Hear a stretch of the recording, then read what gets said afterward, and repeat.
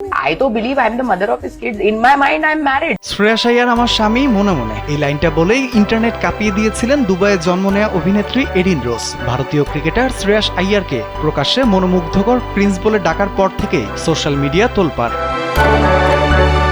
কে এই এডিন রোজ? 1998 সালে দুবাই জন্ম তার। বাবার দিক থেকে বার্মিজ তামিল, মায়ের দিক থেকে কর্ণাটক বংশোদ্ভূত।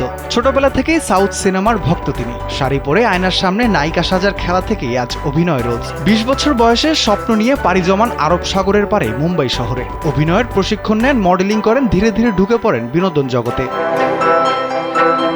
বলিউড আর ক্রিকেট মিলিয়ে এখন চলছে তার প্রেমের হাই ভোল্টেজ ড্রামা। এক সাক্ষাৎকারে তিনি বলেন, আমি বিশ্বাস করি আমি তার বাচ্চাদের মা, আমি মনে মনে ওর স্ত্রী। শ্রেয়াসের প্রতিক্রিয়া অবশ্য এখনো আসেনি এই বিষয়ে, তবে নেট দুনিয়া এরই মধ্যে মিম ও জোকসে ভরে উঠেছে।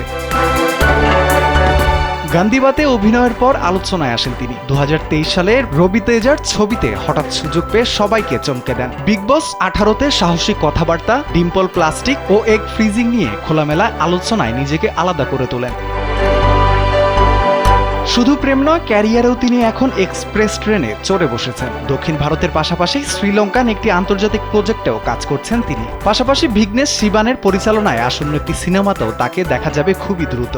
তার এই আন্তর্জাতিক ক্যারিয়ারে প্রবেশ বলিউডের গণ্ডি পেরিয়ে আরও বড় পরিসরে নিজেকে প্রতিষ্ঠা করার ইঙ্গিত দিচ্ছে। রোজ এখন শুধুই একজন অভিনেত্রী না, ক্রিকেট, বলিউড আর সাহসী কনফেশন সব মিলিয়ে ভাইরাল তিনি। আগামীতে তাকে নিয়ে শ্রেয়াস আইয়ারের প্রতিক্রিয়া পাওয়া যাবে বলে আশা নেটিজেনদের। রাফিউল ইসলাম রাতুল, কালবেলা।